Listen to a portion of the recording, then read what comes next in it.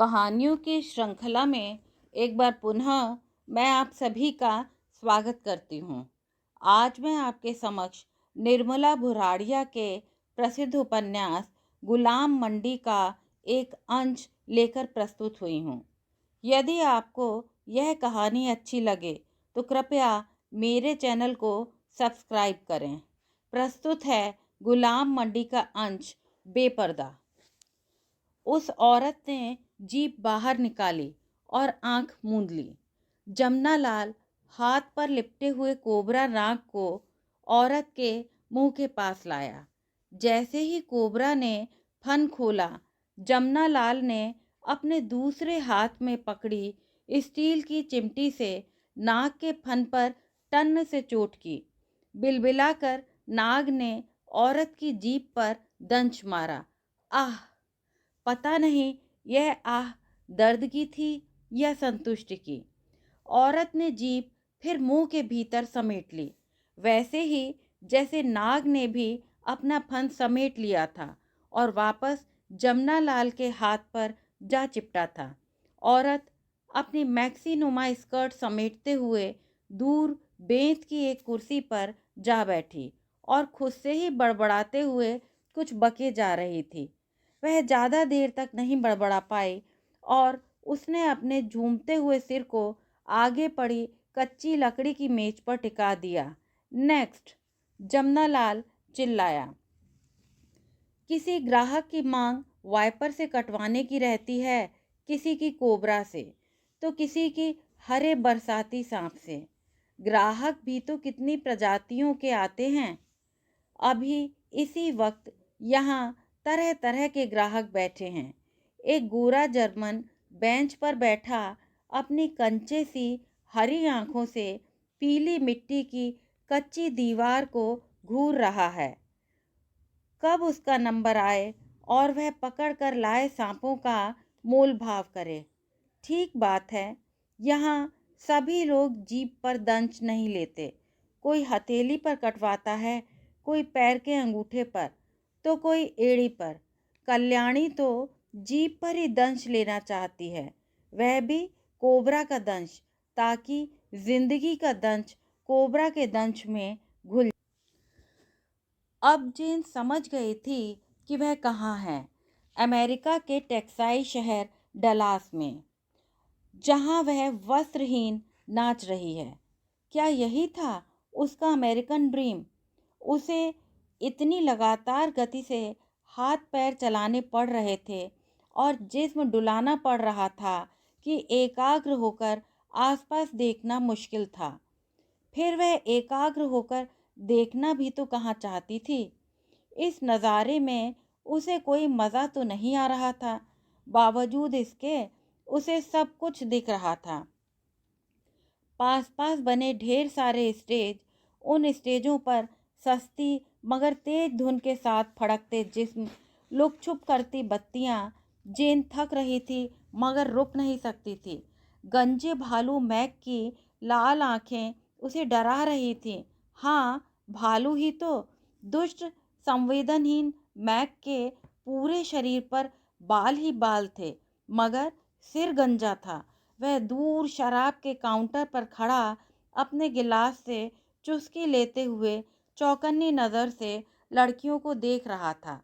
इस बड़े सारे हॉल में मैक के और भी कई गुंडे मौजूद थे, जो अपना काम करते हुए भी लड़कियों पर नज़र रखे हुए थे। शराब के काउंटर पर जो लड़कियां थीं और जो शराब सर्व कर रही थीं, वो भी एक लंगोट सी चड्डी को छोड़ दें तो नग्न ही थी। चड्डी भी क्या, जेनेटाइल ढकने के नाम पर वे आगे के हिस्से पर कपड़े का एक टुकड़ा भर लगाए हुए थीं। मगर स्टेज पर नाच रही लड़कियों और इनमें एक अंतर था। वे 23-24 साल की सीमा पर आ गई थीं, अतः नाचने वालियों की जगह वेट्रेस बना दी गई थीं। स्टेज पर वही लड़कियां थीं जो अभी कमसिन थीं। जेन ने नाचते नाचते उड़ती नज़र से सूबिन की ओर देखा, जो अभी 15 बरस की ही थी। यह कोरियाई लड़की थी, अंग्रेजी नहीं जानती थी। किसी तरह जेन जान पाई थी कि वह कोरियाई है। दरअसल छोटे छोटे बने इन स्टेजों में से लगभग हर एक पर एक अलग ही नस्ल की युवती नाच रही थी। कोई अफ्रीकन अमेरिकन है, कोई मैक्सिकन है, कोई एशियन, तो कोई गोरी भी। नस्ल कोई भी हो, यहाँ बैठे लार टपकाते पुरुषों के लिए तो वे सब मांस की लुगदी ही हैं। उन्हीं को रिझाने के लिए वे नग्न नाच रही हैं। नाच क्या रही हैं? संगीत की धुन पर अश्लील संभोग समान मुद्राएं कर रही हैं। खुद पुरुष हाथ में जाम लिए हिलकते हुए लड़कियों को हूट कर रहे हैं। बीच बीच में वे उनके करीब भी जा रहे हैं, मगर करीब जाकर इन युवतियों को छूने के भी डॉलर लगते हैं। अतः कोई श्वान की तरह किसी युवती के पीछे से जाकर उसे छूता है, सूंघता है और बदले में युवती की कमर में बंधी डोरी में डॉलर टांग देता है। कोई किसी की छातियों के पास जाता है, सिर्फ मुंह बढ़ाता है तो कमर पर बंधी डोरी पर डॉलर टांगता है। कभी कोई नाचती हुई लड़की स्टेज पर उतरती है और सामने बैठे किसी पुरुष की गोद में आकर बैठ जाती है, तो भी वह उसकी कमर पर लटकी डोरी में डॉलर टांगता है। यहाँ हर हरकत पर पुरुषों को डॉलर टांगना होता है। उसके चलते नाचती युवतियों की कमर पर डॉलरों की झालर सी बन गई है, मगर यह झालर खुद इन्हें नहीं मिलने वाली, दलालों और इन्हें यह लाने वाले माफियाओं को मिलने वाली है। और लड़कियों की ही तरह जेन ने भी करीब 4-5 इंच की ग्लास हील्स की सैंडल पहनी थी, जिन्हें पहनकर लगातार नाचना काफ़ी यंत्रणादायक काम था, मगर मना नहीं किया जा सकता था। मैक्सिको की अडेला को तो 2 दिन से तेज बुखार भी था।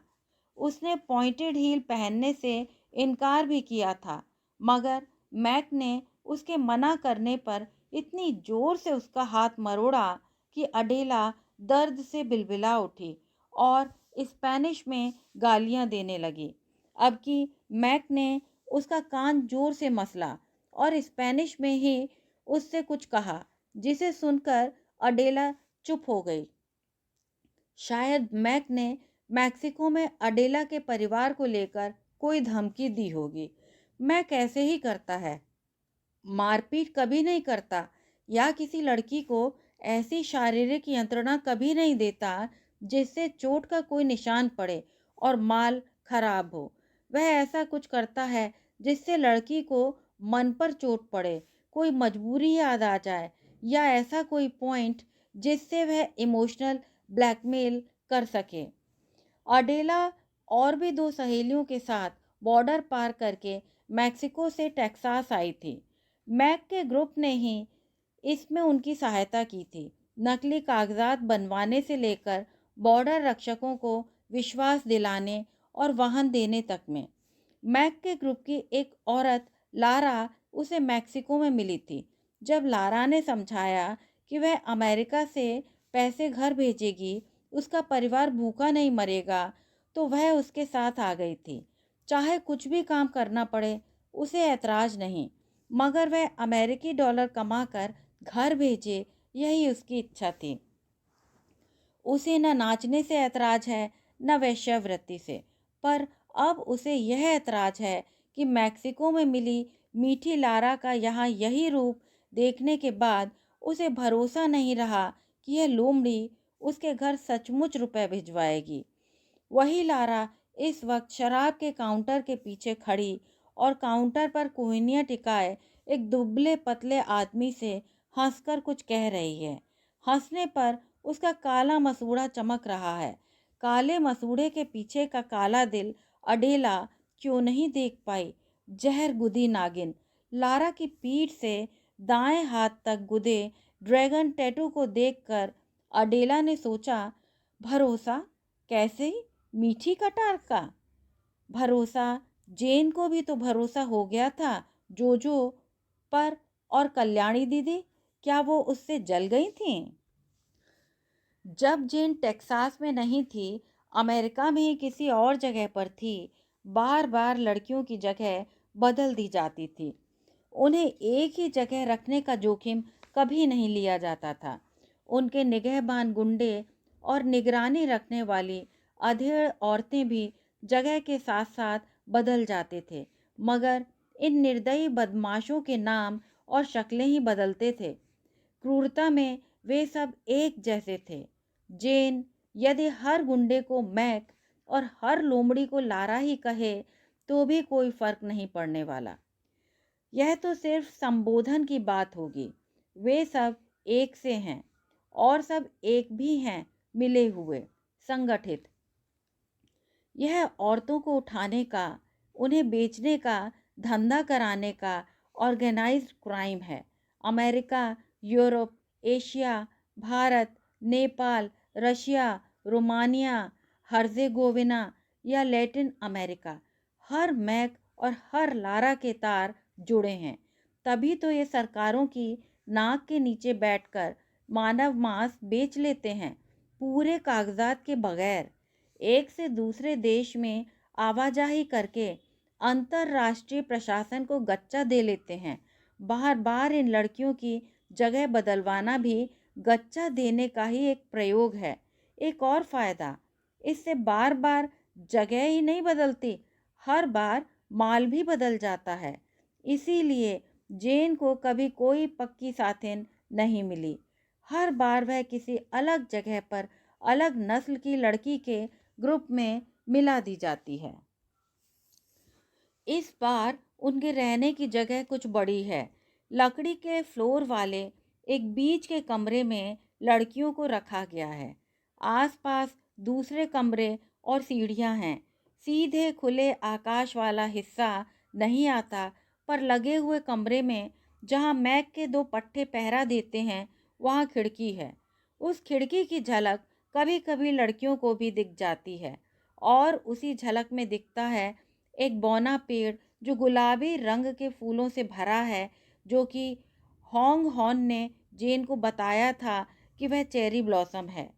वियतनामी लड़की होंग हॉन अंग्रेजी भी जानती थी, किस्सा गोई की भी शौकीन थी, अतः वह मैक की नज़र चुराकर बोलने में लग जाती थी। होंग हॉन के किस्से भयावह थे और सच्चे भी। मीठी नदी की तरह बहने वाले किस्से नहीं, लाल खून की तरह रिसने वाले किस्से। उसी ने सुनाया था मालडोवा की लीडिया का किस्सा, जो उसने लीडिया से ही खोदकर निकलवा लिया था। लीडिया यूं कुछ बोलती नहीं थी, यह किस्सा सुनाने वालों में से नहीं थी, लेकिन उसने लेडिया का भेजा फिर गया था। इतना कि उसने एक ग्राहक को नोच लिया था। बदले में वैश्यालय के मालिक माइल ने न सिर्फ उसके 50 केएम काट लिए थे, बल्कि एक ऐसे गुंडे को उसके साथ मुफ्त छोड़ दिया था, जो साथ वाली औरत को हमेशा सिगरेट से दाग कर और उसके जननांगों में बोतल, छड़ आदि घुसाकर खुश होता था। लीडिया का भेजा उस दिन इसलिए फिरा था कि अक्सर नई लड़कियों को फुसलाकर लाने वाले ये लोग उस दिन जिस लड़की को लाए थे, वह इतनी छोटी थी कि उसके साथ टेडी बियर था। होगी वह 10-11 के आसपास।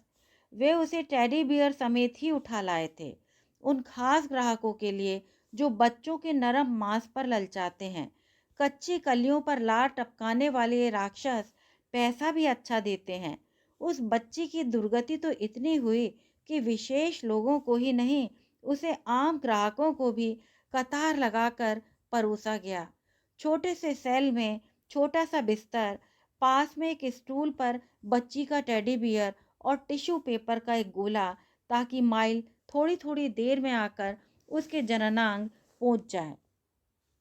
बच्ची यहाँ पूरे 1.5 दिन भी नहीं रखी गई और उसे कहीं शिफ्ट कर दिया गया था। लीडिया की भी जगह बदल दी गई थी, रोमानिया में ही कहीं।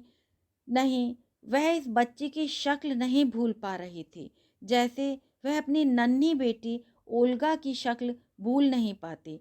ओल्गा के अच्छे भविष्य के लिए ही तो वह निकली थी, मगर इस दलदल में फंस गई। पता नहीं अब इस दुष्ट दुनिया में ओल्गा का क्या हश्र होगा, सोचकर वह मरी जा रही थी। मालदोवा में लीडिया को काम नहीं मिल रहा था। वह हर किसी से काम न मिलने का रोना रोती थी और हर किसी से ही कुछ काम के जुगाड़ का निवेदन भी करती थी। उन्हीं दिनों उसे एक दुकान पर एक औरत मिली जिसने अपना नाम नताशा बताया। नताशा ने बहुत सुंदर कपड़े पहन रखे थे।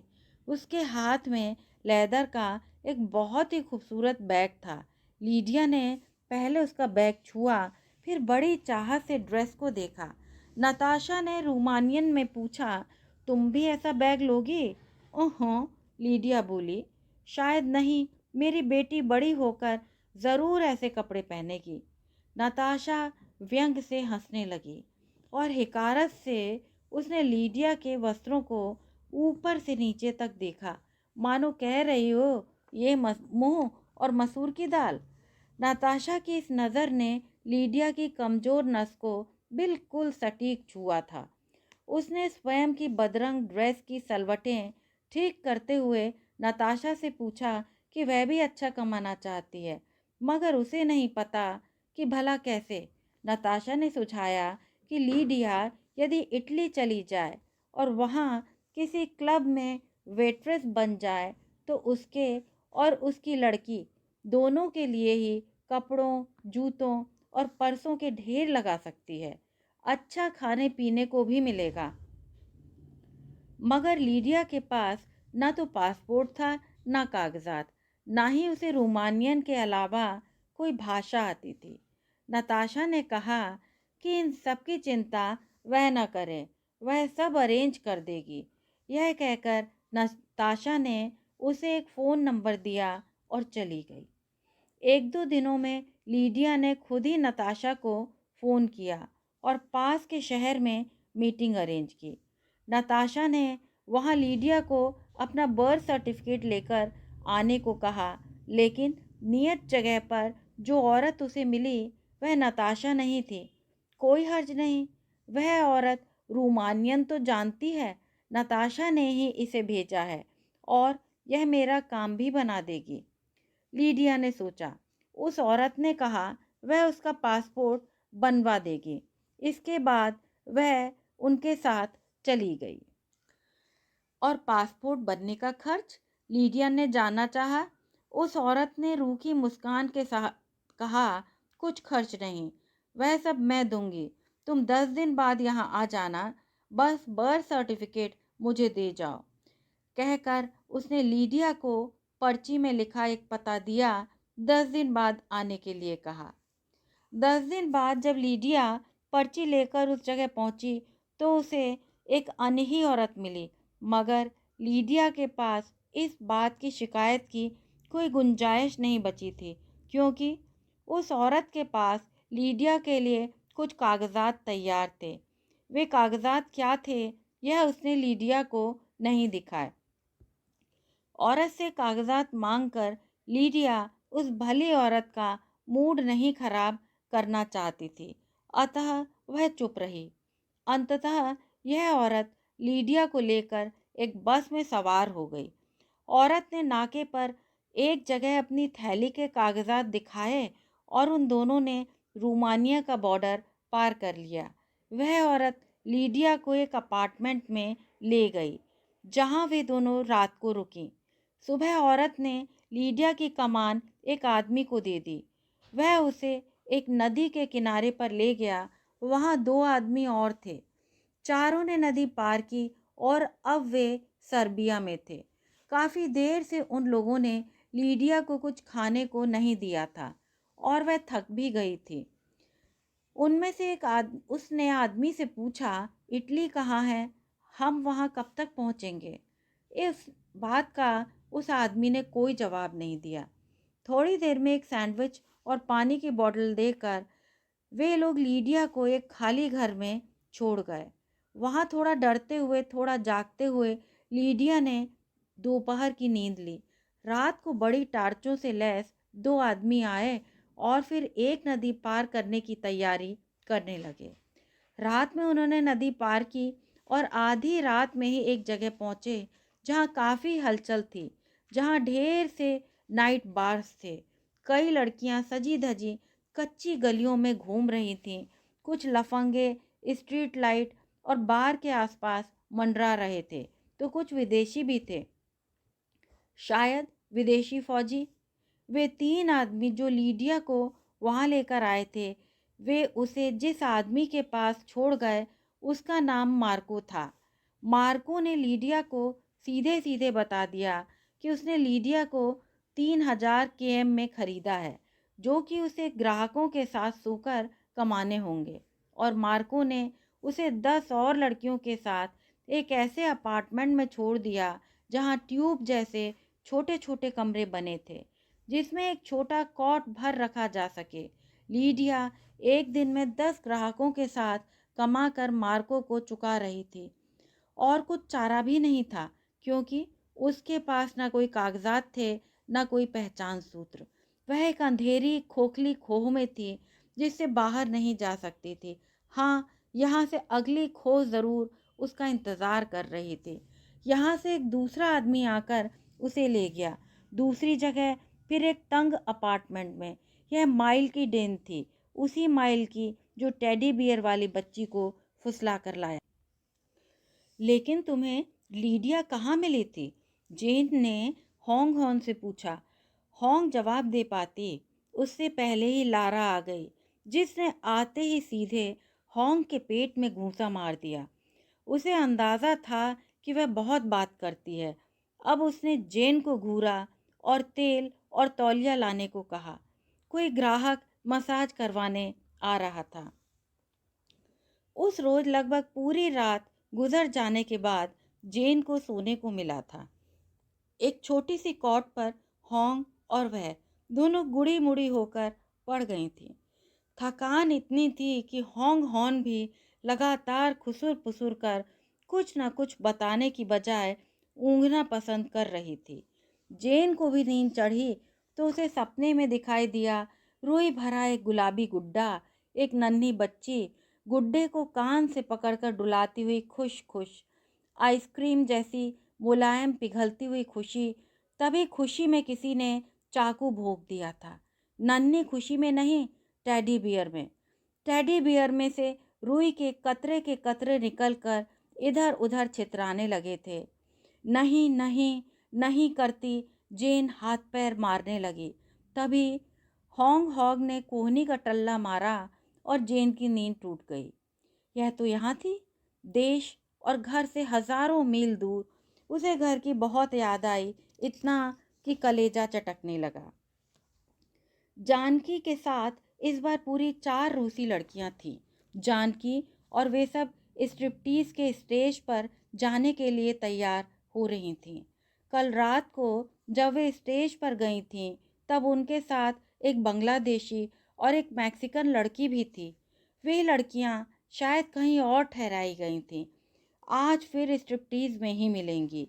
यहाँ तो सिर्फ रूसी लड़कियां ही थीं। वे अपनी भाषा में ही बातें कर रही थीं, जो जानकी को समझ नहीं आ रहा था। इतने में यहाँ का मैक एक गाढ़े सुगंधित मॉइस्चराइज़र का एक केन रख कर गया, सभी को आदेश देकर कि वे इसे अपने पूरे शरीर पर लगाएं। एक बड़ी ड्रेसिंग टेबल पर मेकअप का सामान रखा था, जिसे इस्तेमाल करते हुए रूसी लड़कियां ढोल ढाल रही थीं। एक ने तो फाउंडेशन चाय वाले कप में ही निकाल लिया था।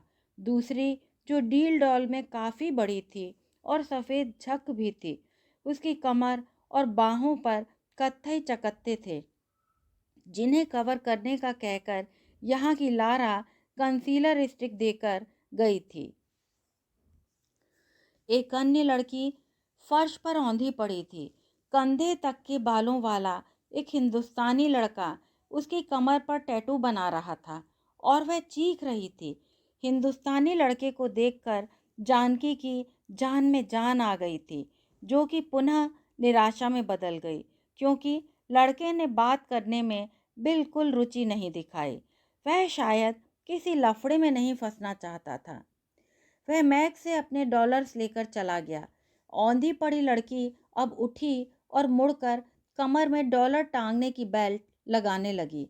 तब जानकी ने देखा लड़का उसकी कमर पर गणेश जी बना गया था, साथ में लड्डू और चूहा भी। जानकी को जोर से हंसी आ गई। लड़की के अन्य रूसी साथी ने कुछ चींची जैसी आवाजें करती उसका टैटू देखने भिड़ गई थी। शायद वे उसके टैटू को सराह रही थी, लेकिन वह लड़की अब भी चिढ़ रही थी। तब उसकी साथियों ने काम चलाऊ अंग्रेजी में जानकी को बताया कि यह तान्या है, इसे सिगरेट पीने की आदत है। रूस में मैडम लोग हमारी कमाई का थोड़ा पैसा हमें देती थी तो ये सिगरेट खरीद लेती थी, पर जब से बाहर घूम रही है इसे कभी कभार ही सिगरेट मिल जाती है। कोई कोई ही हमारी कमाई का हिस्सा हमें देता है। तुम तो जानती हो कई पार्टियां तो वो हिस्सा खुद ही रख लेती हैं, खाना तक पूरा नहीं देती।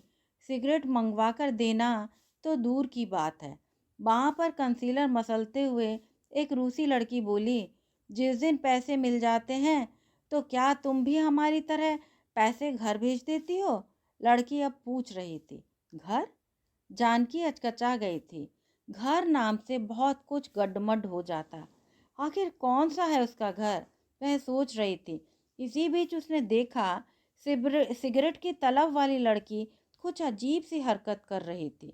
उसने टी बैग फाड़कर उसमें से चाय पत्ती निकाल ली थी। अब वह एक कागज पर चाय पत्ती रखकर उसका रोल बना रही थी।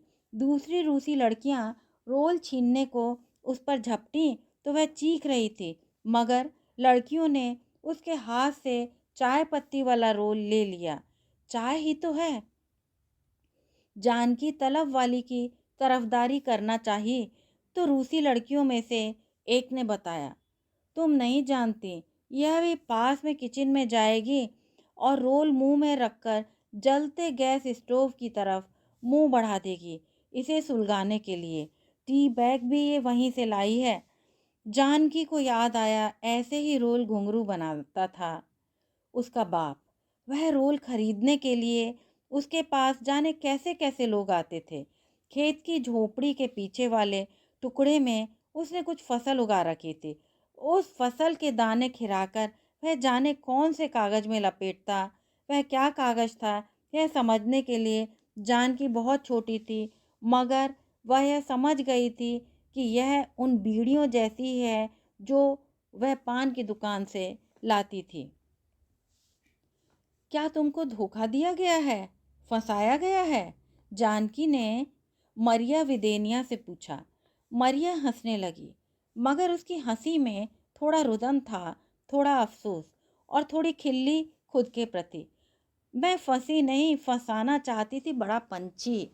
मेरी माँ स्टेट की फैक्ट्री में काम करती थी, वहाँ उसको खूब मेहनत करनी पड़ती थी। घर आकर भी खूब काम करना पड़ता था।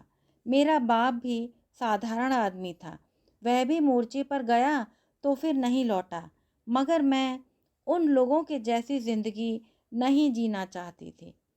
अब तो रूस बदल गया है ना, सुपर रिच लोग भी काफ़ी हैं। मैं ऐसे आदमी से शादी करने का सपना देखती थी जिसके पास प्राइवेट प्लेन हो, याट हो, तेल के कुएं हो। Private plane? मेरी माँ सऊ ने तो हवाई जहाज बस जमीन पर से ही देखा था, दूर आकाश में उड़ते हुए। मैं भी जब पहली बार फ्लाइट में बैठी थी ना, कल्याणी दीदी ने बिठाया, तब तो दीदी की ताई ने खूब एहसान जताया था, जैसे बड़ा उपकार किया हो। जानकी ने कहा। लेकिन मैंने, मारिया बोली, एक सुपर रिच आदमी की 11 साल की बेटी की आया का काम किया था। उसके 3 बॉडीगार्ड भी थे। उनमें से एक बॉडीगार्ड एंड्रोई के साथ मेरा अफेयर चल रहा था। उसी समय के आसपास की बात है, उस सुपर रिच आदमी ने अपनी पत्नी को तलाक देकर क्लब में नाचने वाली लड़की वेरा से शादी कर ली थी। मैंने एंड्रोई से पूछा था, वेरा में ऐसी क्या खास बात है? तो वह हंसने लगा था। उसने कहा, तुम भी वेरा के गुर सीख लो तो मैं मुफ्त में ही रईस हो जाऊंगा। एंड्रे ने गुर सीखने की बात सिर्फ कही ही नहीं, बल्कि वह अलीना की गेटिंग एक्सपर्ट इन 3 मंथ्स वाली क्लास का पता भी ले आया था। एक्सपर्ट? हाँ आलिया, औरत को डिज़ायरेबल बनने के बहुत से गुर सिखाती थी। नुकीले स्टिलेटो पहनकर पुट्ठे हिलाना, वेजिना की मांसपेशियां संचालित करना। आलिया के वर्कशॉप में पुतले भी थे जिन पर सही पोज बताए जाते थे, और डेमो के लिए असली आदमी भी आते थे। बेचारा एंड्रे, उसके खर्चे से काम मैंने सीखा और उसे ही नहीं पता था। मैं वह सब उसके लिए नहीं सीख रही। मुझे तो बड़ा पंछी फंसाना है, मगर पंछी नहीं, तुम खुद फंस गई, फंसती चली गई आलिया के जाल में, ठीक ना? हाँ, मारिया ने कहा और जानकी से पूछा, क्या तुमको भी किसी ने फांस कर बेचा? हाँ, बस इतना ही जवाब दे पाई जानकी। मैक्स आ गया था, जल्दी करने लगा था, मगर पंछी फंसाने की बात जानकी के दिमाग में रह गई। उन 4 लड़कियों में एक रूसी लड़की की आंखों में मस्कारा चला गया था। काले आंसू बहकर उसके गाल पर आ गए थे। उसका सारा मेकअप बिगड़ गया था। वह कॉटन और क्लींजिंग मिल्क से सारा कुछ पोंछते हुए भुनभुना रही थी। दूसरी आराम से नेल पेंट कर रही थी और तीसरी लिप लाइनर से होठों को शेप दे रही थी ताकि बीच में ईंट वाले रेड कलर की लिपस्टिक भर सके। इतने में कुछ जलने की आवाज़ आई और चौथी रूसी लड़की चीखी। उससे टोस्ट जल गया था। बस जलने की यही गंध तो जानकी भूल नहीं पाती। सऊ की जली चमड़ी की गंध जानकी की नाक ही नहीं, आत्मा में बस गई थी। शुरू शुरू में तो उसे हर चीज़ में जले की बास आती थी, यहाँ तक कि रोटियों में भी। धीरे धीरे हर चीज़ में जले की गंध आना बंद हो गया। धीरे धीरे वो बड़ी हो गई, उसकी दुनिया भी बदल गई। मगर आज भी कोई चीज़ जलती है, कोई चीज़ सुलगती है तो माँ सऊ के जले शरीर की गंध दिमाग में घुसकर जानकी को परेशान करती है। जानकी माँ सऊ का चेहरा तक भूल गई है, पर वह गंध नहीं। घुंघरू जो बाप है उसको उसने कभी माफ़ नहीं किया। लोगों का मानना है कि बेटियों की खातिर माँ सऊ ने पिता घुंघरू को बचा लिया। आखिर वह दिन में चिमनी क्यों जला रही होगी? भरी दोपहर में चिमनी का क्या काम? जानकी और बहन लक्ष्मी के मन में घुंघरू के प्रति संदेह हमेशा के लिए रह गया। शायद वही उनकी माँ सऊ का हत्यारा हो। माँ सऊ पिता घुंघरू के मौजूद होते हुए भी इतनी बुरी तरह कैसे जल गई कि अंततः प्राण ही निकल गए और घुंघरू के हाथ तक न जले। जानकी की आंखों से भी काले आंसू बह रहे थे। उस रूसी लड़की की आंख में तो मस्कारा चला गया था, मगर जानकी को लक्ष्मी की याद आ गई थी। उसी के आंसू थे। वह कभी नहीं भूल पाएगी लक्ष्मी को। माँ सऊ और बहन लक्ष्मी तो उसकी आत्मा में बसी हैं। उसे गलतफहमी थी कि वह उन्हें भूल गई थी। जानकी ने रुई के फाहे से बहता मस्कारा पोंछा और नया मस्कारा लगाने लगी। शो का टाइम हो रहा था। लारा बुलाने आ गई थी। आज तीनों लड़कियों का ही डांस करने का मूड नहीं था। जानकी अपनी दोनों नई फ्रेंड्स के साथ मोजो क्लब में आई थी। उन लोगों ने अपना अपना ड्रिंक ऑर्डर किया और कुछ स्टार्टर्स। दूर से एक हैवी ब्रेस्ट वाली युवती आती दिखी। उसने लाइट ग्रीन टॉप पर ब्लैक स्कर्ट पहना हुआ था जो उसकी एकदम काली त्वचा पर फ्लोरोसेंट लग रहा था। वह हंसी तो लगा उसके दांत भी फ्लोरोसेंट हैं। उसने हंसकर जानकी के साथ बैठी डिम्पी और शगुन को वेव किया। वे लोग उसे अपनी नई फ्रेंड जानकी से इंट्रोड्यूस करवा पाती उससे पहले ही वह इटलाती लहराती उनके समीप से निकल गई और ये लो वो लो, तो अब तक तो वह स्विमिंग पूल के करीब जा पहुंची थी और किनारे पर खड़ी हो वहां तैरते हुए एक युवक से चिल्ला चिल्ला कर बातें कर रही थी। कुछ सेकंड्स में वह युवक पूल के बाहर आ गया था और अब वे दोनों एक दूसरे की कमर में हाथ डाले हंसते हुए कुछ कह रहे थे। देखा इस शिड्डू को, विरार की चाल में रहती थी कल्लू, अब इतने बड़े इंडस्ट्रियलिस्ट के भाई की कमर में ऐसे हाथ डाल रही है जैसे शादी ही कर लेगा इससे। डिम्पी ने शगुन से कहा। घूमने दे यार, इससे इसकी हिस्ट्री थोड़ा ही बदल जाएगी। कुछ भी कर लो, रहेगी तो चाल वाली घाटन। शगुन ने उतने ही तिरस्कार से जवाब दिया। हिस्ट्री? मन में धीरे से बुदबुदाते हुए जानकी ने अपना रंग उड़ा चेहरा स्विमिंग पूल की ओर घुमाया। उसे लगा जैसे उसकी कोई चोरी पकड़ी जाने वाली हो। क्या बात है Jain? By this fallen face drink enjoy नहीं कर रही क्या? डिम्पी ने पूछा। जानकी ने खट बात संभाली। नहीं यार, कर्फ्यू आवर्स, 12 के पहले घर पहुंचना है, इसीलिए चिंता हो रही थी। Oh curfew hours, middle class parents, one can understand, but मेरे पेरेंट तो खुद ही किसी पार्टी में गए होंगे। इधर तो मस्त मजा है, डिम्पी बोली। जानकी ने घबराकर तुरंत कैफियत दी। मैं भी मिडिल क्लास नहीं हूँ, मेरा भी मस्त मजा है। वो तो मम्मी।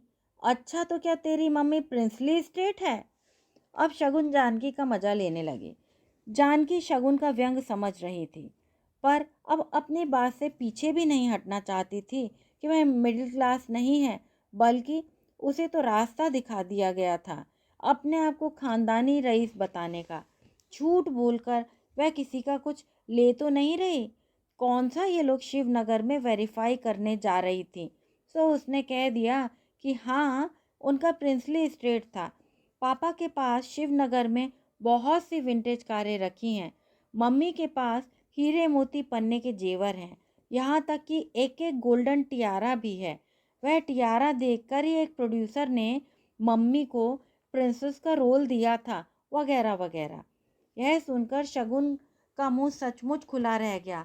मुंबई में उसने बड़े बड़े उद्योगपतियों के बारे में तो खूब सुना था, बड़े बड़े रईस उसने देखे थे, उनके बेटे बेटियों से दोस्ती भी की थी।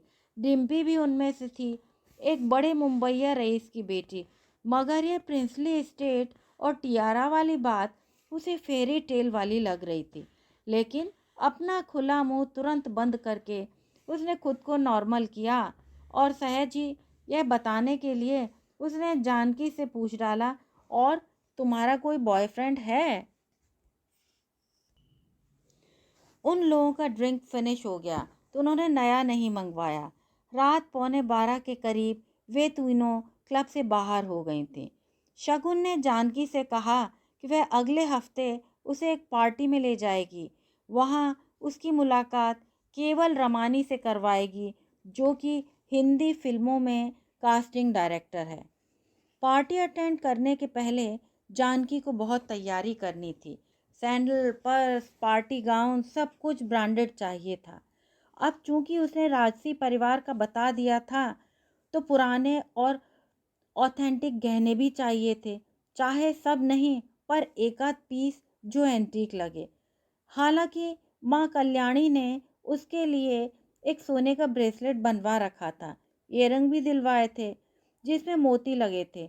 मगर जानकी को लग रहा था कि कल्याणी, जिसने कि उसे बेटी बनाया है, कभी कभी पन्ने की जो अंगूठी पहनती है, यदि वह उसे मिल जाए तो कितना अच्छा हो। वह पहनकर वापस कर देगी। पालिता माँ कल्याणी शायद उसे मना भी न करे, मगर जाने क्यों जानकी की कल्याणी से मांगने की हिम्मत नहीं हुई। गौतम का खुशी केंद्र बहुत अच्छा चल रहा था। गौतम ने भी जानकी को 10,000 रुपये दे रखे थे ताकि वह किसी अच्छे फोटोग्राफर से अपना पोर्टफोलियो तैयार करवा सके। मगर जानकी ने सोचा था कि केवल रमानी, जो कि कास्टिंग डायरेक्टर है, वह उससे मिल ही रही है, तो वह वैसे ही काम मांग लेगी। पोर्टफोलियो वह 2-4 महीने बाद बनवा लेगी, वापस रुपया इकट्ठा करके, और अभी पोर्टफोलियो के मिले पैसों से शॉपिंग कर लेगी। मगर सारा ब्रांडेड सामान तो फिर भी नहीं आ सकता था। अतः उसने कुछ असाइनमेंट ले लिए थे।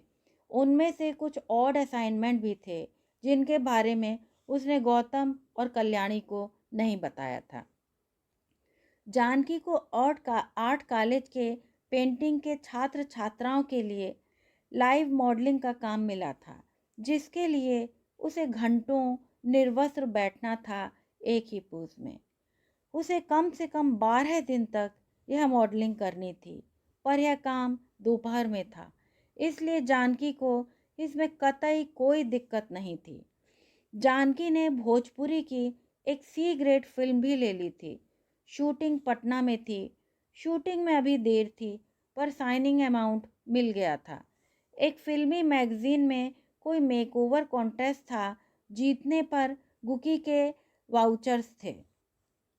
इसके अलावा उसे एक सेमी प्रेशियस ईयरिंग का विज्ञापन भी मिला था, मराठी प्रिंट मीडिया में छपने के लिए।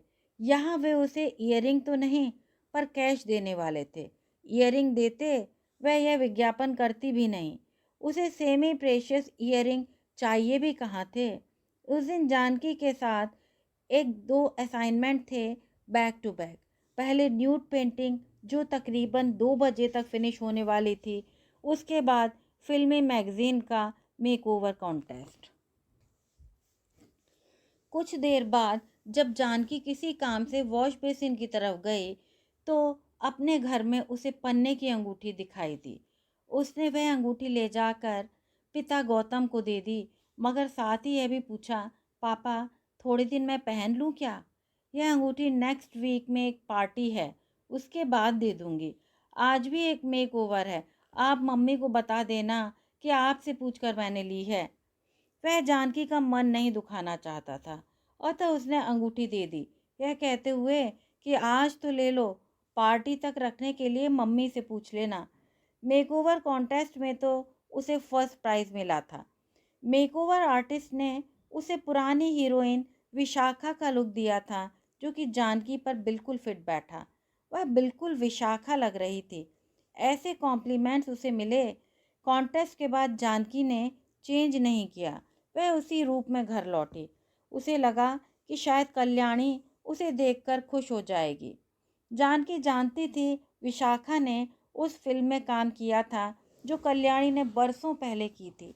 जब जानकी घर में घुसी तो कल्याणी सूटकेस में अपने ही कपड़े रख रही थी। जैसे ही कल्याणी की नज़र जानकी पर पड़ी, कल्याणी अवाक रह गई। बिल्कुल विशाखा, जैसे छाती में कुछ जलने लगा हो। यह चुड़ैलों जैसी शक्ल बनाकर क्यों आई हो? कल्याणी जानकी की ओर देखकर चिल्लाई। जानकी की मुस्कान एकदम मुरझा गई। गुनगुनाते हुए होठ थम गए। उसने एकदम धीरे से कहा, सॉरी मम्मी, और उसके गालों पर आंसू बह आए। उसे समझ नहीं आया मम्मी अचानक क्यों नाराज क्यों हो गई। उसने ऐसी क्या गलती की? समझ तो गौतम को भी नहीं आया। उसे भी बहुत बुरा लगा। क्या धाकड़ आदमी है केवल रमानी भी। जानकी डिम्पी के कंधे के पार से झांकती हुई सोच रही थी। ये चमचमाता फार्म हाउस मेंशन केवल रमानी का ही था। केवल की शक्ल थोड़ी कठोर थी, मगर था वह ऊंचा पूरा बंदा। लगता था काफ़ी वर्जिश वगैरह करता था। उसका शरीर कसा हुआ था। सिर पर थोड़े कम बाल थे, मगर व्यक्तित्व की इस कमी को ब्रांडेड कपड़े, जूते, घड़ी और अन्य चीज़ें पूरी कर रही थी। ऊपर से नीचे तक वह ब्रांडेड चीज़ों से लदा था, मगर सबसे बड़ी चीज़ थी उसका आत्मविश्वास। वह सबसे ऐसे मिल रहा था जैसे कहीं का राजा हो। उसकी मेजबानी में भी एक ठसका था। कुछ उभरते हुए मॉडल और फिल्म में छोटे छोटे रोल करने वाले लड़के और लड़कियां भी पार्टी में आए थे, मगर सबकी नज़र का केंद्र फिल्म स्टार सूरज किरण का बेटा सामी था। उसके आते ही फुसफुसाहट चालू हो गई। एक दिन ये बड़ा स्टार बनेगा, इसका बाप ही इसको लॉन्च करेगा। जानकी को तो सामी कोई खास नहीं लगा। बड़ा फुसफुसा सा नवयुवक, यह एक्टिंग करेगा, यह तो फ्लॉप हो जाएगा। जानकी ने शगुन से फुसफुसा कर कहा। फिल्म स्टार का बेटा कभी फ्लॉप नहीं होता। यानी 5-10 फिल्में फ्लॉप हो जाएं तो भी फिल्में मिलती रहती हैं। बोलना नहीं आता तो डबिंग हो जाती है। शक्ल सूरत सुधार कर दिखाने के भी 10 नुस्खे हैं, शगुन ने कहा। तो फिर सामी कास्टिंग डायरेक्टर की पार्टी में क्यों आया है?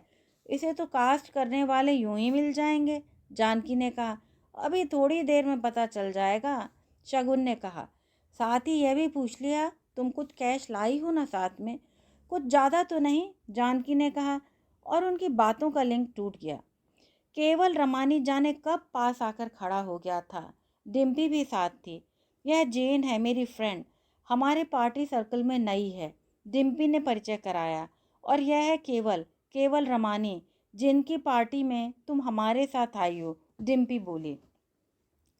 केवल ने हंसकर जानकी से हाथ मिलाया और कहा, वेलकम। शायद कोरम पूरा हो चुका था, जिनको पार्टी में आना था वे आ चुके थे, अतः धीरे धीरे हॉल की रंगत बदली जा रही थी। पीली बड़ी बत्तियां और ट्यूब लाइट बुझाकर नीला प्रकाश लगा दिया गया था। म्यूजिक में अब तक बजती गजलें हटाकर तेज धूम धड़ाका म्यूजिक लगा दिया गया था। सेंटर टेबल्स, चेयर्स और दूसरा फर्नीचर हटाकर किनारे कर दिया गया था। एक लंबे ग्लास टेबल पर बिछा क्लॉथ हटा लिया गया था। उसके आसपास प्लास्टिक की कुर्सियां रख दी गई थीं। जहां बार था, तरह तरह की ट्रे थीं। किसी में एक सफ़ेद पाउडर की थैलियां, किसी में रंगीन द्रव्य की बोतलें, एक साफ सुथरे बॉक्स में तरह तरह की सिगरेट्स भी सजी हुई थीं। कोने में ऑरेंज गोलियां भी पड़ी थीं, जिन पर अंग्रेजी में आर खुदा था। वह थी थाईलैंड की याबा, इंडिया के ड्रग पैडलर, जिसको भूल भुलैया के नाम से देते हैं। यहाँ LSD टैबलेट भी थी, एक्सटेसी और कोकीन पाउडर भी। कुछ लड़के लड़कियां सामने बगैर टेबल क्लॉथ की टेबल पर डालकर 1000 और 100 के नोट की पुंगी बनाकर कोकीन पाउडर सांस में खींच रहे थे। कोई सिगरेट पी रहा था, कोई शराब। बीच बीच में डांस फ्लोर पर तो सभी जा रहे थे। जाने क्यों जानकी ने अचानक कलाई घड़ी देखी। 11:30 बज रहे थे। कर्फ्यू आज शुरू, पर मम्मी तो है नहीं, पापा को पटा लेगी, उसने सोचा। इतने में किसी ने उसके कंधे पर हाथ रखा। प्रिंसेस, जानकी ने पलटकर देखा, केवल रमानी था। शगुन ने बताया, तुम्हारे फादर कोई स्टेट है? हाँ, जानकी के मुंह से एक कमजोर सी हाँ निकली। चलो डांस करते हैं। और केवल उसे डांस फ्लोर पर ले गया। उसने बात ही बात में जानकी से यह भी पूछा कि वह विदेशों में डांस ट्रूप लेकर जाता है, दूसरे शो भी करता है, तो क्या जानकी उसके साथ चलना पसंद करेगी, लंदन वगैरह। इससे भला जानकी को क्या एतराज़ हो सकता था, मगर पहले मम्मी पापा को बताना जरूरी था। कौन सा ट्रुप है, किसके साथ जाएगी, कहाँ जाएगी, कितने दिन रहेगी, वगैरह वगैरह। पर उसने केवल रमानी को यह सब परमिशन वर्मिशन की बात नहीं बताई। अभी तो वह प्रिंसेस कह रहा है, यह बताया तो मिडिल क्लास समझेगा, जानकी ने सोचा। इतने में म्यूजिक स्टॉप हुआ। दूसरा गाना लगाने से पहले डीजे कुछ बकने लगा कि बाहर कुछ गाड़ियां एक साथ रुकने की आवाज़ आई। केवल रमानी का चौकीदार हांफता हुआ भीतर आया।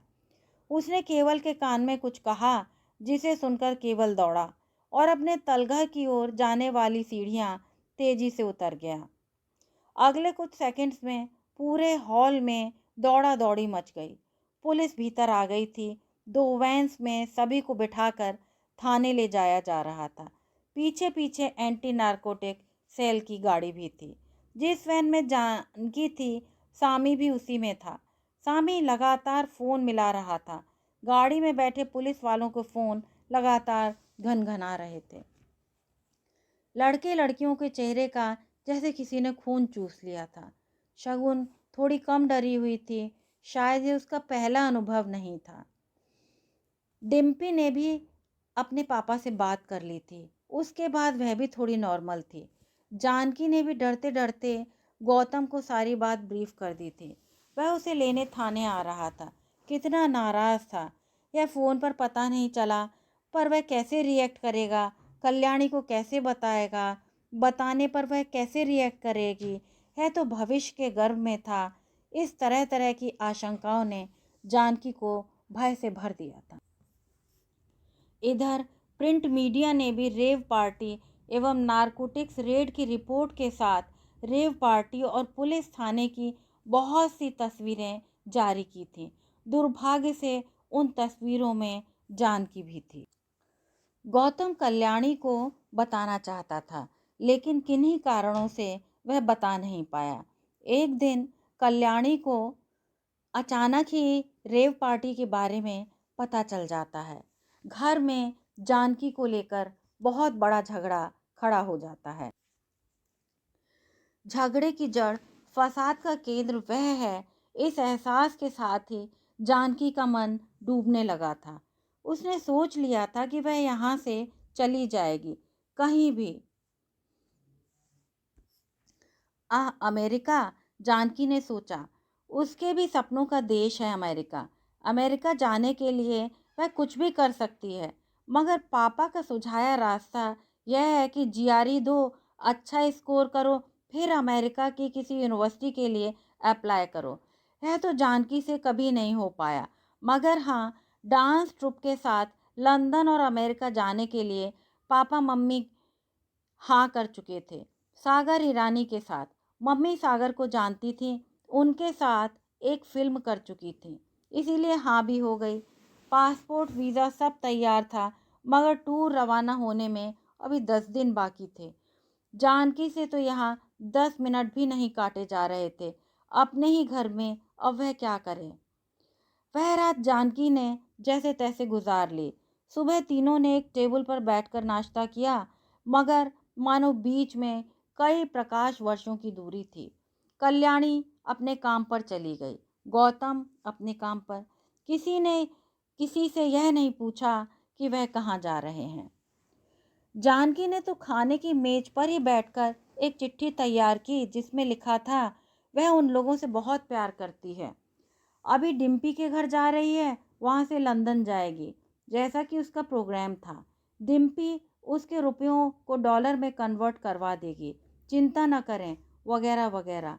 यह चिट्ठी छोड़कर अपना पासपोर्ट और वीज़ा कल्याणी की अलमारी से निकालकर जानकी रवाना हो गई, इस आशा के साथ कि वे लंदन और अमेरिका से लौटेगी। तब तक पापा मम्मी का गुस्सा ठंडा हो चुकेगा। हालांकि डिम्पी का अमेरिकन वीज़ा रिजेक्ट हो गया था, इसीलिए वह तो लंदन भी नहीं जा रही थी। पर इससे जानकी को क्या। लंदन एक जगमग और ऐश्वर्यपूर्ण शहर होगा, और वह बॉलीवुड के ट्रुप और फिल्मी सितारों के साथ किसी होटल में रुकेगी, ऐसा जानकी ने सोचा था। मगर ऐसा उसे कुछ नहीं मिला। जानकी एक हॉल, एक कमरा और एक किचन वाले अपार्टमेंट में ठहराई गई। हॉल में जानकी, गाथा, श्रुति और सईदा रुकी थी। सईदा पाकिस्तानी है। उसका म्यूजिकल टूर खत्म होने के बाद लंदन छोड़ने का इरादा नहीं। ऐसा वह कैसे करेगी, जानकी नहीं जानती। यह इरादा सईदा दूसरी लड़कियों पर व्यक्त कर चुकी है। अपार्टमेंट के हॉल में ये 4 लड़कियां हैं। एक कमरे में अकेला केवल रमानी है, और किचन में पाकिस्तान से मिमिक्री करने आया एक आर्टिस्ट अकबर है। जानकी ने तो अधिकांश ट्यूब स्टेशन वाला ही लंदन देखा था। हीथ्रो से ही वे सब ट्यूब में बैठकर आए थे। सिर्फ फिल्म स्टार्स और प्रोड्यूसर्स को लेने गाड़ी आई थी। वे लोग तो फ्लाइट से भी एग्जीक्यूटिव क्लास में आए थे, बाकी लोग इकोनॉमी में। जानकी ने केवल रमानी से अपने मन की बात कही तो केवल हंसने लगा, यह कहते हुए कि सागर तो है ही ठाठिया किस्म का आदमी। अपार्टमेंट का किराया मैंने दिया है, वरना वह तो तुम लोगों को एक्स्ट्रास की तरह रोज अक्षरधाम में खाना खिलवाता। मगर उन लोगों को जिनको ट्रुप में मैंने शामिल किया है, उन्हें मैं अपनी जिम्मेदारी समझता हूँ, केवल ने कहा। तो क्या हम लंदन देखे बगैर ही वापस चले जाएंगे? जानकी ने निराशा से कहा। अरे नहीं, मैं तुम्हें लंदन घुमाऊंगा, केवल ने आश्वासन स्वरूप जानकी की पीठ थपथपाई। जानकी शायद केवल के नज़दीक होना चाहती थी। केवल भी उसकी तरफ आकर्षित हो गया था। एक दिन सुबह वह किसी काम से केवल के कमरे में गई तो देह समागम भी हो गया। जानकी को यह भान नहीं रहा कि वह एक युवती है और केवल एक 40 साल का आदमी। वह इतनी अकेली और परेशान थी कि उसे वह घाटे का सौदा भी मंजूर था। उस दिन जोजो ने तीनों लड़कियों के बारे में बहुत डिटेल लिए। जब उसे पता चला कि गाथा और श्रुति को तो अमेरिकन वीज़ा नहीं मिला, मगर जानकी के पास अमेरिकन वीज़ा है, तो अचानक उसने जानकी में बहुत रुचि दिखानी शुरू कर दी। Oh lucky mascot, I mean lucky girl, जो बोला था। फिर वह काम की डिटेल समझाने के लिए केवल को अंदर के कमरे में ले गया। वहाँ से केवल संतुष्ट निकला और जाने के उल्लास से भरा हुआ था। काम क्या था, जोजो ने केवल को पेरिस क्यों भेजा, यह तो जानकी आज तक नहीं जान पाई। मगर उसे यह अच्छी तरह याद है कि वह केवल से रूठ गई थी। उसने पेरिस साथ चलने की जिद की थी और यह भी कहा था कि वह अकेली यहाँ क्या करेगी, कैसे रहेगी। साथ में अमेरिका चलेंगे, उसने वादा किया। जाते जाते उसने अपना मोबाइल जानकी को दे दिया था। जानकी को तरह तरह के इंस्ट्रक्शंस भी दिए थे, जैसे कि पासपोर्ट हमेशा अपने साथ रखे हैंडबैग में, कुछ डॉलर्स अपार्टमेंट की अलमारी में, कुछ पाउंड्स और काग्स एंड किंग्स का अमेरिका का टिकट बैग में। जानकी ने वैसा ही किया, शायद ठीक ही किया। एक साइबर कैफे में जाकर उसने गौतम को मेल किया कि लंदन ट्रिप अच्छा रहा, वह सकुशल है और अगले 4 दिनों में अमेरिका जा रही है।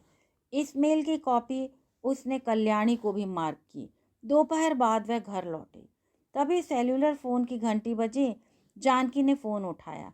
रोती हुई गाथा जब कुछ बोल नहीं पाई तो श्रुति ने फ़ोन ले लिया। समाचार यही था कि एक दुर्घटना में केवल रमानी की मौत हो गई थी।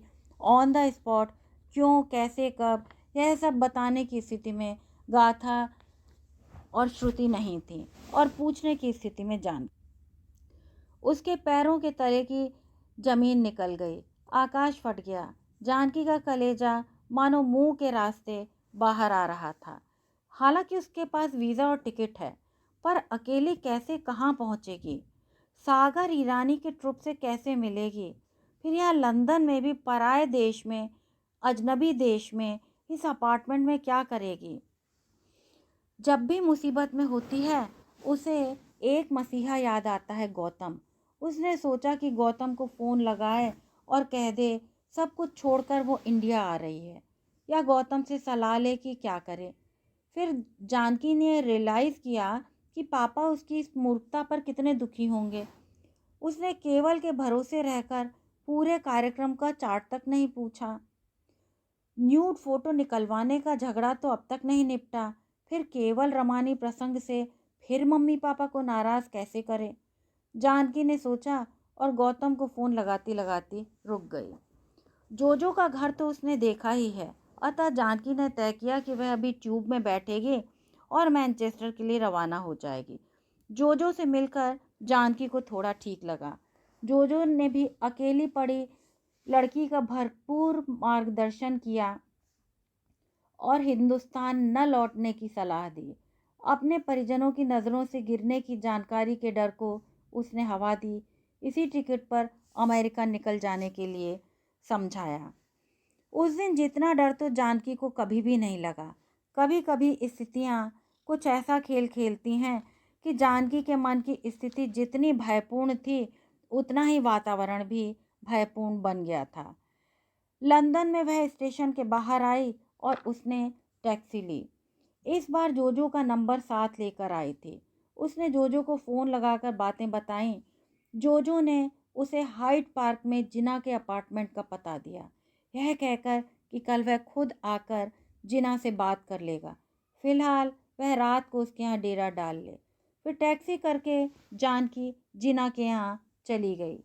जिना ने 1 हफ्ते साथ रहने के लिए उससे रुपए की मांग की, सिर्फ किराया ही नहीं, हर चीज़ के। अतः जानकी एक होटल में बात करके आई। वहाँ एक दिन का किराया 70 पाउंड था। उसने कहा वह डांस ट्रूप के साथ आई है, उसके पास पैसे नहीं हैं। मगर जिन्हा ने जानकी को रास्ता बताया। वह उसे मेन स्ट्रीट के पीछे गली में ले गई। वहाँ एक रोज़मर्रा के सामानों की दुकान थी। दुकान के भीतर एक दुकान थी, सेक्स टॉय की दुकान। जानकी को यहाँ यही बेचना था। जिन्हा वहाँ उसकी एक जापानी लड़की से पहचान करवा कर आ गई। जानकी के पास न्यूयॉर्क का टिकट था। अमेरिका जाने में अब 4 दिन बचे थे। सेक्स टॉयज़ की दुकान पर काम करके जानकी को थोड़ा ठीक धन भी मिल गया। जीना को देने के बाद भी कुछ पॉइंट्स बच गए थे, जो उसने डॉलर में कन्वर्ट करा लिए। फिर इस बीच जोजो आ गया। फिर जानकी को उसने बताया कि चिंता की कोई ज़रूरत नहीं। न्यूयॉर्क में एयरपोर्ट के बाहर आते ही उसे जोशुआ मिलेगा। जोशुआ एक रबाई का बेटा है और 5 साल मुंबई भी रह चुका है। वह उसे न्यूयॉर्क ले जाएगा। वहाँ सागर रमानी का ट्रुप ठहरा है। दूसरे दिन न्यूयॉर्क फ़ोन लगाकर जोजो ने जानकी की अजीब से उच्चारण करने वाले आदमी जोशुआ से बात भी करा दी। एयरपोर्ट के बाहर इंतज़ार करता हुआ जोशुआ उसे मिला, पर जोशुआ कभी मुंबई गया ही नहीं था। 5 साल तो क्या, 5 दिन के लिए भी नहीं। उसका एक्सेंट इतना कठिन था, जानकी को उसकी हर बात समझने में मुश्किल आ रही थी। उसे यह समझाया गया कि सागर ईरानी का शो न्यूयॉर्क से डलास शिफ्ट हो गया है और अब उन लोगों को डोमेस्टिक फ़्लाइट पकड़कर डलास जाना है, वह भी शिकागो होते हुए। डलास बहुत दूर है सदर्न अमेरिका में। डलास पहुंचकर जोशुआ ने जानकी को मैक को सौंप दिया था। अब यही था जानकी का डांस ट्रूप, डलास का यह स्ट्रिप्टीज। जानकी का पासपोर्ट मैक ने अपने कब्जे में कर लिया था। उसके हाथ पैर खुले थे, वह नाचती थी, खाती थी, सोती उठती भी थी, मगर बाहरी दुनिया से संपर्क नहीं कर सकती थी। उस पर और सभी लड़कियों पर इस मायने में कड़ी निगरानी थी। गौतम और कल्याणी ने जानकी को खोजना आरंभ कर दिया। एक दिन कल्याणी की मित्र रानी का फ़ोन आया। दीदी, एक खुशखबरी है। खुशखबरी? वह भी क्या जानकी के बारे में? दीदी, मैं अमेरिका जा रही हूँ। अमेरिकन सरकार ने यंग विमेन लीडरशिप प्रोग्राम के लिए मुझे चुना है। वहाँ वो ह्यूमन ट्रैफिकिंग पर कुछ स्टडी करवाएंगे। 3 हफ्ते का प्रोग्राम है। वहाँ पहुंचकर वॉशिंगटन डीसी में ग्रुप की पहली meeting US homeland security department में थी। वहाँ उनके अधिकारियों ने एक पार प्रेजेंटेशन दिया कि US immigration and custom enforcement trafficked victim की क्या क्या मदद कर सकता है और यह मदद कैसे ली जानी चाहिए। रानी को सबसे ज़्यादा दिल हिला देने वाली बात तो वो उन केस हिस्ट्रीज की लगी जो उन्होंने सामने रखी थी। उसे उन ट्रैफिक्ड औरतों और बच्चों के दुख के साथ ही अपना भयावह अतीत भी याद आ गया। वह खुद भी तो ह्यूमन ट्रैफिकिंग की शिकार थी। उसे रोना आने लगा। रात को रानी ने कल्याणी को फ़ोन लगाया था। पता है दीदी, ब्लड ब्रदर मानी क्या होता है? ब्लड ब्रदर यानी सगा भाई। और क्या होगा, खून का रिश्ता, और क्या। नहीं, सगा भाई नहीं, विश्वासघाती भाई।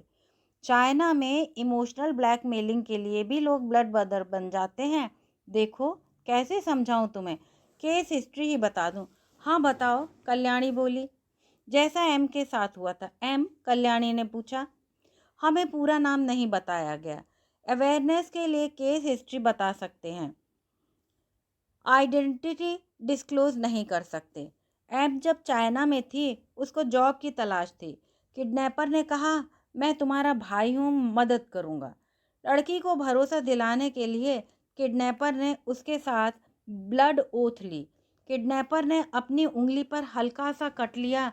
खून की जो बूंद आई उसे पास रखी प्याली जिसमें पानी था उसमें गिरा दी। फिर लड़की ने भी ऐसा ही किया और अपने खून की बूंद उसी कप में गिराई। दोनों का ब्लड मिक्स हो गया, तब दोनों ने उसी कप से पानी पिया।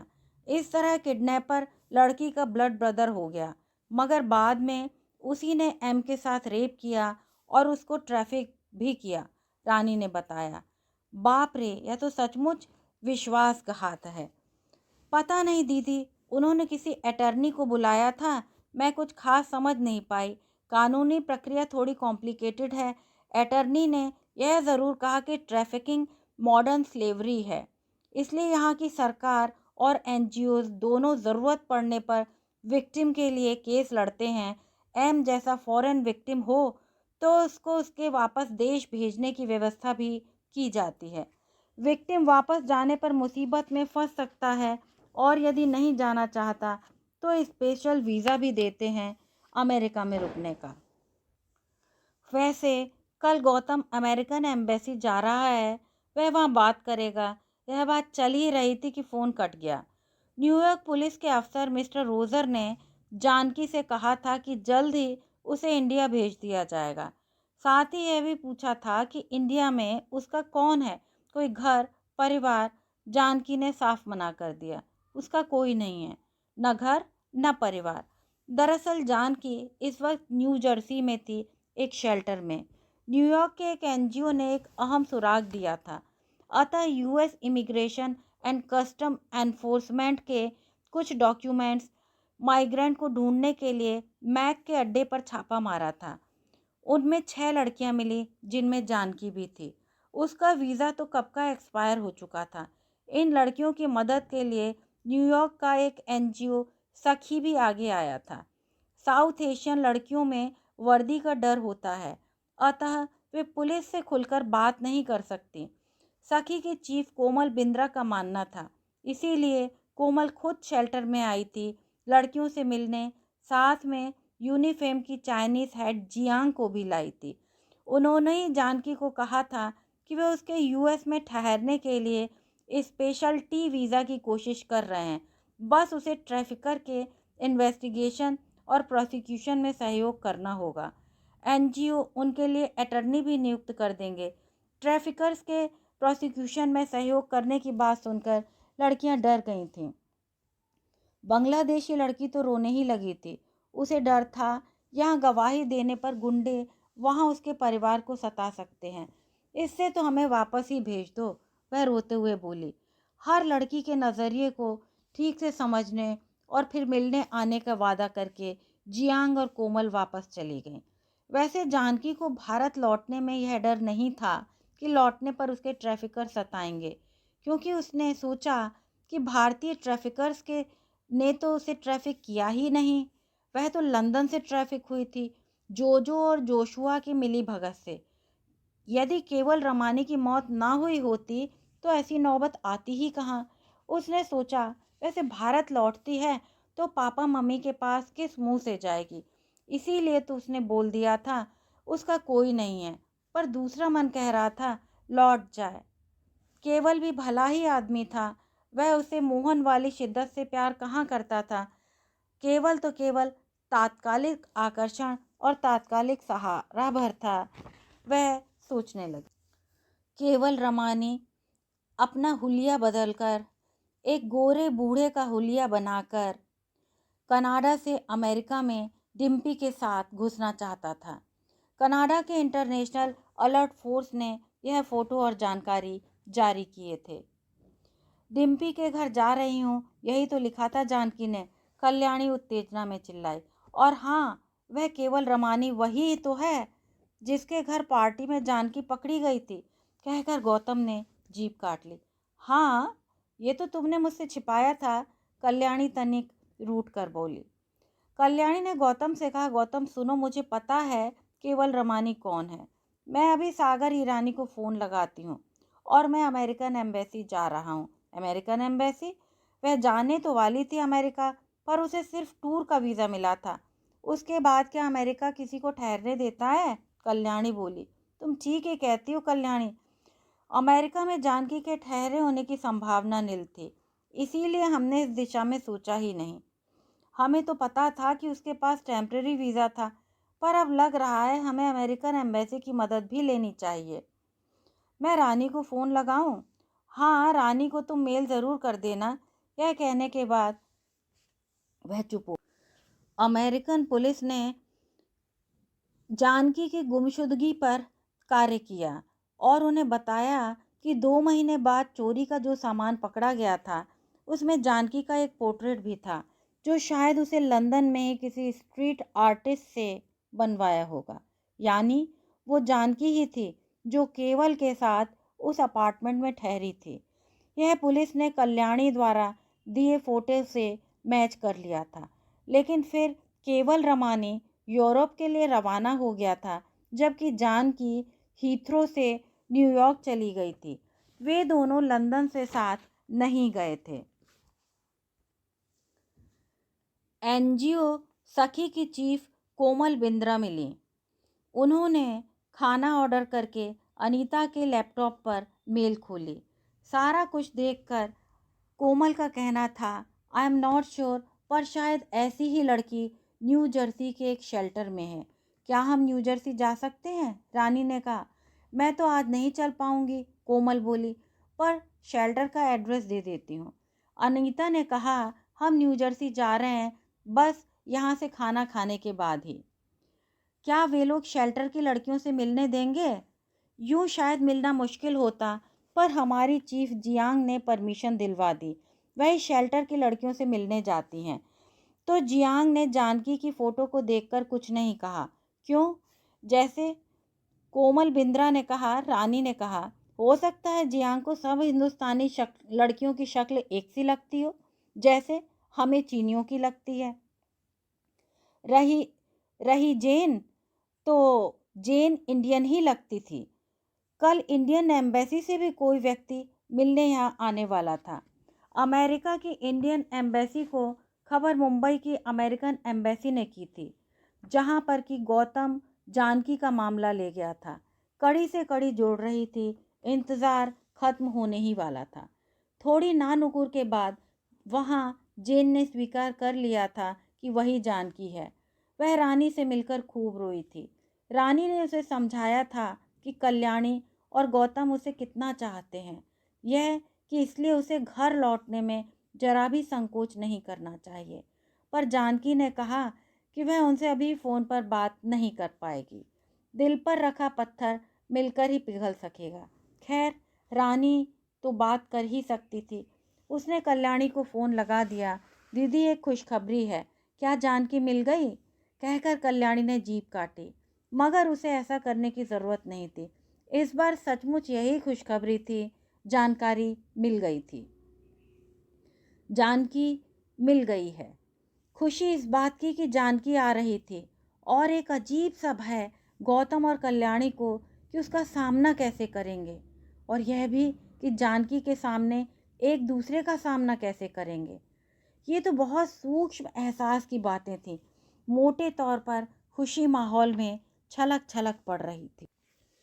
फिर वह घड़ी भी आ गई जब जानकी अपने घर के द्वार पर खड़ी थी। उसका चेहरा मौन था, पथराया हुआ।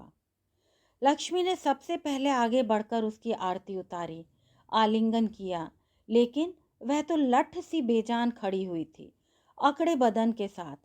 लक्ष्मी डरकर पीछे हट गई, रोने लगी। कल्याणी आगे आई, जानकी को गले लगाया। कल्याणी ने जोर से भींचा। जानकी के बदन में कोई हरकत महसूस नहीं हुई। मोहन उसे एयरपोर्ट से घर लाया, सो उसे पहले ही पता था कि जानकी कोई प्रतिक्रिया नहीं दे रही है। थोड़ी देर बाद जानकी कल्याणी को गले से लगाए रोने लगी। अब दोनों सिसक कर रो रही थीं। उनके बीच की कोई अदृश्य दीवार मानो पिघलती जा रही थी। लिपटे हुए वे दोनों मानो अपने रोम रोम से एक दूसरे की बातें कर रही थीं। हाँ, कुछ भी तो नहीं भूली थी जानकी। लंबे तगड़े बलशाली मैक के द्वारा बार बार किया गया बलात्कार, शरीर पर नील के निशान देने, नोचने काटने वाले ग्राहक, नंगा नचवाने के लिए भूखा रखने वाली मारिया, एनल सेक्स करके असहनीय दर्द और चोट पहुंचाने वाला गंजा टॉम। कैसे भूल सकती है सब कुछ? और सबसे ऊपर तो केवल रमानी। शेल्टर में जब उसे बताया गया था कि केवल रमानी जिंदा है और वही उसका ट्रैफिकर है, तो वह दुख और गुस्से से पागल हो गई थी। कितना बड़ा छल था। वह समझती थी केवल तो मर गया, उसे जोजो ने नहीं छला। जोजो तो केवल का बंदा था, उसी के इशारे पर काम कर रहा था। डिम्पी का काम जानकी पर चारा डालकर उसे जाल में लाना था। उसने बड़े महीन तरीके से किया था। यह सब रियलाइज करके उसका खून खौल गया था, दिमाग भन्ना गया था। सो जब शेल्टर में सखी एनजीओ के जरिए अमेरिकन पुलिस ने उससे कहा था कि आगे वह ट्रैफिकर्स के प्रोसिक्यूशन में मदद करेगी, उसने फ़ौरन हाँ कर दी थी। वह मुंबई थी, वही मुंबई थी, वही जानकी, वही मम्मी पापा, वही मोहन। मगर जानकी को लगता अब सब बदल गया है। बदला तो उसके भीतर था। भीतर एक जानकी मर गई थी, दूसरी जानकी जन्म लेने की कोशिश कर रही थी। मगर ये लंबा प्रसव खत्म ही नहीं हो रहा था। पुरानी जानकी को जिलाने की कोशिशें भी हो रही थीं, मगर कैसे? जब तक जानकी अपनों से दुख नहीं बांटेगी, क्या तब तक वो मुक्त हो सकेगी? जानकी को साइकोलॉजिकल मदद प्रदान कराई गई। आप लोग बात कर रहे हैं अपने माता पिता के प्रति दबाए हुए प्यार या दबाई हुई नफरत की, लेकिन मैं तो जल रही हूँ खुद के प्रति नफरत में। कितनों ने मेरी देह को रौंदा है। इतने अच्छे मम्मी पापा मुझे मिले, मैंने उन्हें धोखा दिया। मैंने अपनी जन्म देने वाली माँ को भुलाने की कोशिश की क्योंकि वह गरीब थी। मैंने लालच किया और वह रो रही थी धाड़ धाड़। नहीं बेटा, नहीं, तुमने हमें कोई धोखा नहीं दिया। जब उम्र सवार होती है तो इंसान बहाव में बह जाता है। तुम्हारी कहीं कोई गलती नहीं। गौतम ने उठकर जानकी के गले में बाहें डालते हुए कहा। मगर मेरी देह जो रौंदी गई है, मुझे ग्लानि होती है। जानकी ने जब कहा तो कल्याणी उठकर उसके पास आई। अपराध तुमने नहीं किया तो तुम्हें ग्लानि क्यों? हिंदुस्तानी लड़कियों में यही तो गलत संस्कार हैं। जब बलात्कार होता है तो बलात्कृता ग्लानि ढोती है, शिकार मजे में घूमता है। तुम्हें ऐसा नहीं करना है जानकी, तुम्हारी कोई गलती नहीं। तुम ग्लानि मन से लगा दो। हाँ जानकी, पुरानी बातों को भूल जाओ। तो जानकी रोते रोते मुस्कुरा दी। दरअसल हर कोई रहा था। कैथरासिस हो गया था। यदि आप इस कहानी को सुनते हुए मेरे साथ यहाँ तक आ ही गए हैं तो कृपया चैनल को लाइक, शेयर और सब्सक्राइब अवश्य करें। धन्यवाद।